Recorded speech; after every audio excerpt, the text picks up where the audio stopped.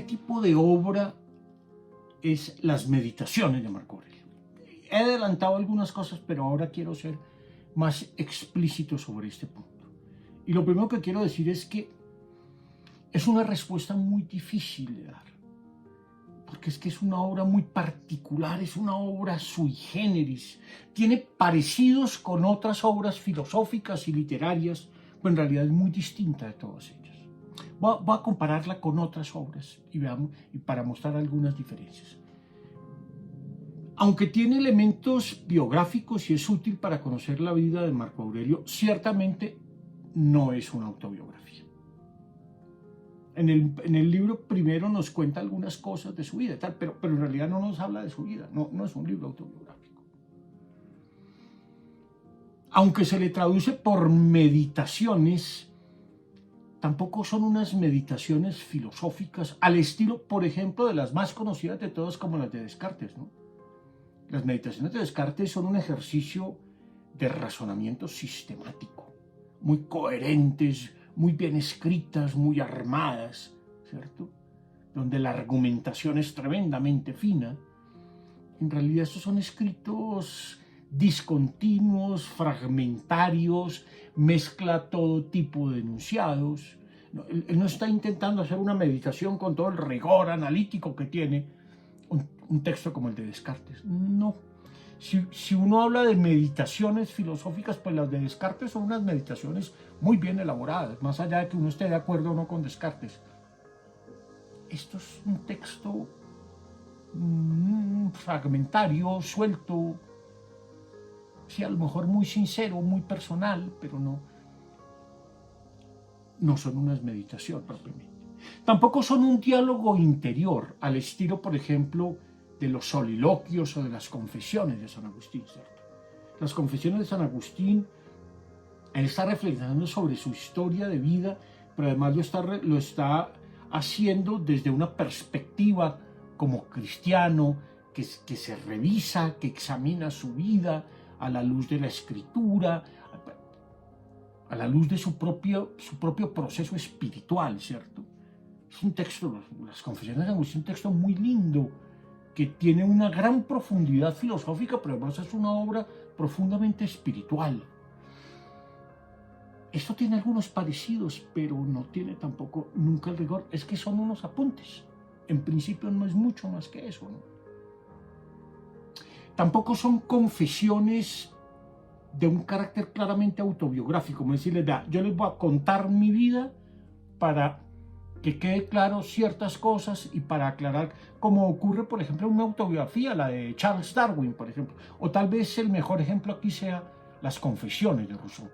Las Confesiones de Rousseau son bellísimas y son muy importantes para comprender toda su obra, porque él da cuenta de su vida y va contando también cómo surgió cada una de sus obras y va contando cada una de las peripecias de las personas con las que trató, de los conflictos que tuvo.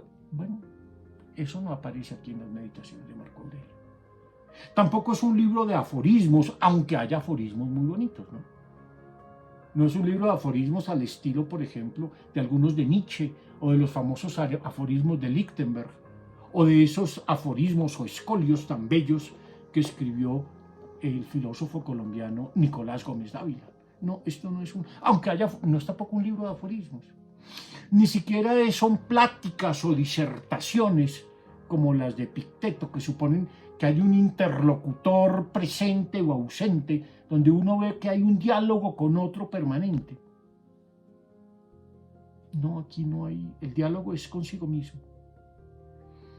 Lo mejor que podemos decir, sí, es que es un diario, sí, pero no es lo que ordinariamente llamamos un diario, porque no son notas personales para recoger una vida o no son pensamientos en borrador. Las personas que escriben un diario, pues escriben lo que les inspira el momento y entonces van tomando notas, a veces cuentan lo que les pasó ese día, a veces escriben una reflexión para el momento, etc.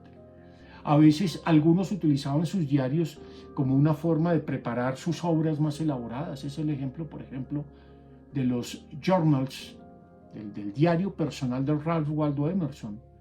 Cuando uno lee Emerson in his journals, en sus diarios, uno encuentra que las grandes ideas de Emerson se fueron gestando a través de notas que él tomaba en su diario.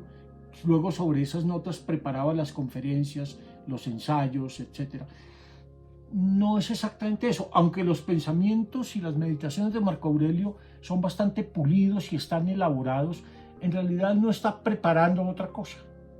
Él está escribiendo para sí mismo. Son, sí, apuntes personales, hipomnémata, pero yo diría son bastante sui generis. Este estilo de escritura de Marco Aurelio es muy propio de él. Yo no he leído nada que tenga parecido, sí, pero que sea semejante a eso, no. Yo diría que es un texto sui generis, es decir, el texto mismo es un género propio, ¿cierto? Que tiene, dentro de muchas características que ya he señalado, que tiene 3 características básicas. Son escritos para sí mismo, es decir, el interlocutor es el propio autor. Segundo, fueron redactados en el día a día, es decir, como un diario que se iba llevando con cierta continuidad, pero por ejemplo no tiene fechas, no tiene nada, no sabemos si se escribió en 2 años, en 5, en 10 o en 50, no lo sabemos. Podría haberse escrito en 50, él mismo dice que desde niño a él le gustaba escribir sus pensamientos, lo dice en las meditaciones. Entonces puede ser que lo haya escrito en 50 años o en el último año, no lo sabemos. Pero por supuesto no pueden ser escritos de un solo tirón, ni obedecieron a una línea argumental, ni fueron el resultado de una investigación que cubrió un tiempo determinado. Se fueron componiendo a lo largo de días, meses, años, pero no sabemos cuántos. Con todo y eso son un texto de una escritura muy refinada. Hay pasajes muy bien elaborados, donde además de la profundidad del pensamiento, prima la belleza de la expresión. Hay partes realmente lindas que vale la pena leer en voz alta y que los invito a todos a que los leamos en voz alta, meditemos sobre ella y escuchemos las palabras de Marco Aurelio, que realmente son esclarecedoras y sabias. Y bueno, con esto concluyo esta serie de videos ya bastante larga, creo que van 45, en donde he ido presentando a los 3 grandes autores del estoicismo romano, Séneca, Epicteto y Marco Aurelio. Solo 2 anotaciones finales. En principio aquí termina esta serie, pero es probable que algún día introduzca algún video más de alguna otra obra de Séneca o de Marco Aurelio o de Epicteto, que de golpe en algún momento puedo introducir algún video más, pero siempre bajo el mismo espíritu. Y no voy a hablar de las obras, no voy a explicar las obras de Séneca, Epicteto y Marco Aurelio, sino más bien voy a hacer unos comentarios que sirvan como de invitación a la lectura. Espero que con estos videos ustedes se sientan invitados a leer, los que no los han leído, o a seguir leyendo en lo sucesivo las obras de los estoicos romanos. Son esclarecedoras, bellas y siempre dan mucho que pensar. Muchas gracias por su atención.